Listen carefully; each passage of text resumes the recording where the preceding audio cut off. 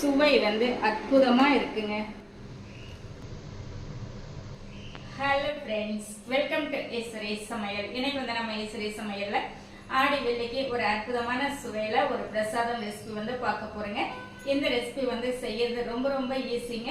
Taste வந்து ரொம்பவே நல்லா இருக்கும். இந்த அற்புதமான ரெசிபி வந்து எப்படி செய்யலான்ட்டு பார்க்கலாம் வாங்க. இன்னைக்கு வந்துட்டு நம்ம ஒரு ஸ்பெஷல் பாயசம் செய்ய போகிறோங்க. அந்த பாயசம் செய்யறதுக்கு இதில் 1 கப் பாசி பயிறு எடுத்திருக்கேன். இதை சேர்த்திக்கலாம். இப்போ இது சேர்த்திட்டு நம்ம அடுப்பு வந்து மீடியமாக வச்சுட்டு இதை நல்லா வறுத்து எடுத்துக்கலாங்க. நல்ல ஒரு சூடு வரணும், நல்ல ஒரு கமகமான்ட்டு ஒரு வாசம் வரும். அதுதான் நம்மளுக்கு பக்குவம். இப்போ நம்ம பாசி பயிர் வந்து நல்லா வறுத்துட்டோங்க. நல்லா நிறம் மாதிரி வந்திருக்கே, நல்ல ஒரு வாசம் வருது பார்த்தீங்களா.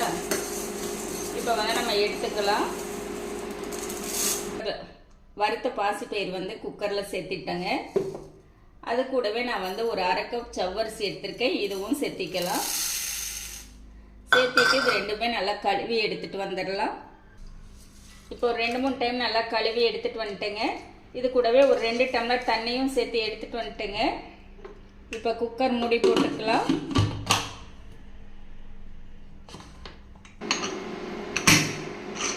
ஒரு 4 விசில் விட்டு எடுத்துக்கலாங்க.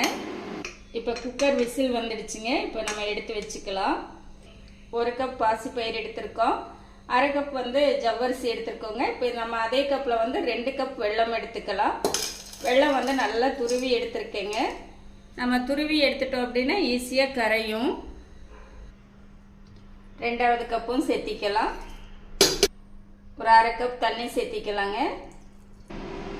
இப்போ நம்ம வெல்லத்தை வந்து நல்லா கரைய வச்சு எடுத்துக்கலாம்.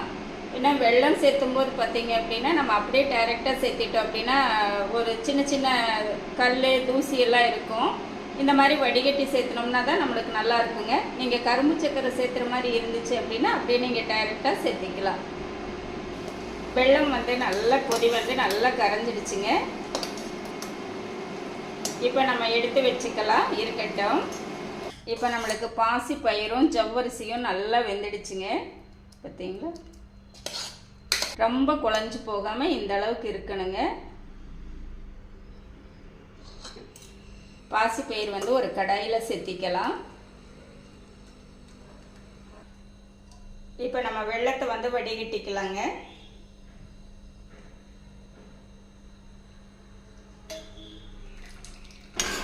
ஆன் பண்ணிட்டு கலந்து விட்டுறலாம்.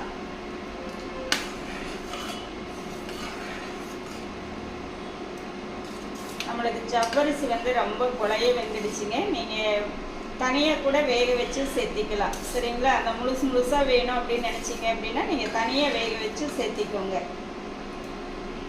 நான் சரி குக்கர்லேயே ஒரே வேலையாக போயிடும் அப்படின்னு சொல்லிட்டு ஒன்றா சேர்த்துனேங்க. அது பார்த்தீங்கன்னா அங்கங்கே 1-2 தான் அந்த ஜவ்வரிசி இருக்குது.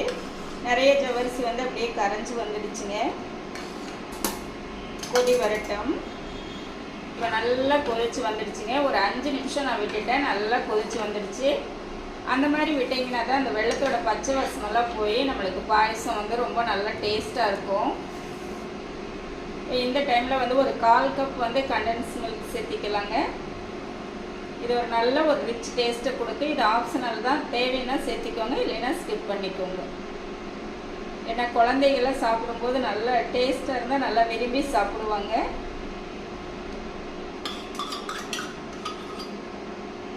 இப்போ சேர்த்திட்டு கலந்துக்கலாங்க.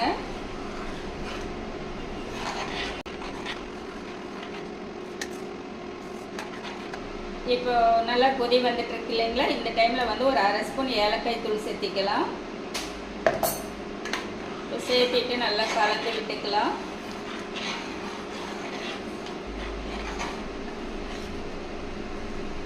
அவ்வளோதாங்க. இப்போ நம்ம எடுத்துக்கலாம்.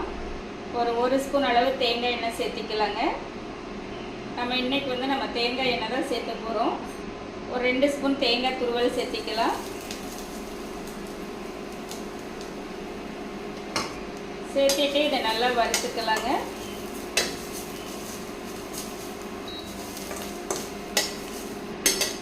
இப்போ நம்மளுக்கு அந்த ஈரப்பதமெல்லாம் போகிற அளவுக்கு நல்லா வறுத்துட்டோங்க. எடுத்துக்கலாம். இதை அப்படியே நம்ம இப்போ பாயசத்தில் சேர்த்திக்கலாங்க. இப்போ நம்ம அதே கடாயை வச்சுட்டு ஒரு 2 ஸ்பூன் அளவு தேங்காய் எண்ணெய் சேர்த்திக்கலாங்க.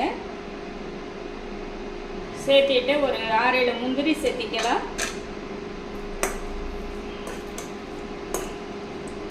முந்திரி வந்து செவக்க ஆரம்பிச்சிடுச்சுங்க. ஒரு 6-7 திராட்சை சேர்த்திக்கலாம். அவ்வளோதாங்க, திராட்சையும் புசு புசுன்னு வந்துடுச்சு. இப்போ நம்ம எடுத்துக்கலாம். இப்போ இதுவும் நம்ம பாயசத்தில் சேர்த்திக்கலாங்க. அவ்வளோதாங்க, நம்மளுக்கு நல்லா ஜம்முன்னு பச்சை பயிறு பாயசம் வந்து ரெடி ஆகிடுச்சு. நல்லா ரிச் ப்ரோட்டீனோட ரிச் டேஸ்ட்டில் அட்டகாசமாக ரெடி ஆகிருக்குதுங்க. நீங்கள் ஆடி வெள்ளிக்கிழமை டக்குன்னு செய்யக்கூடிய ஒரு எளிமையான அதே டைமில் நல்ல ஒரு டேஸ்டியான ஒரு பாயசம்ங்க. இதே மாதிரி இந்த மெத்தடில் நீங்களும் செஞ்சு பாருங்க. கலந்து விட்டுறலங்க. இப்போ வந்து நம்ம பிளேட்டிங் பண்ணிக்கலாங்க.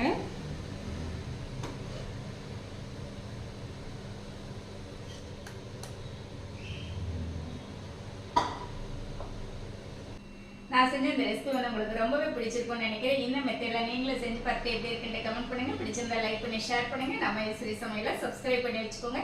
இனி ஒரு நல்ல வீடியோவில் பார்க்கலாங்க. Bye by.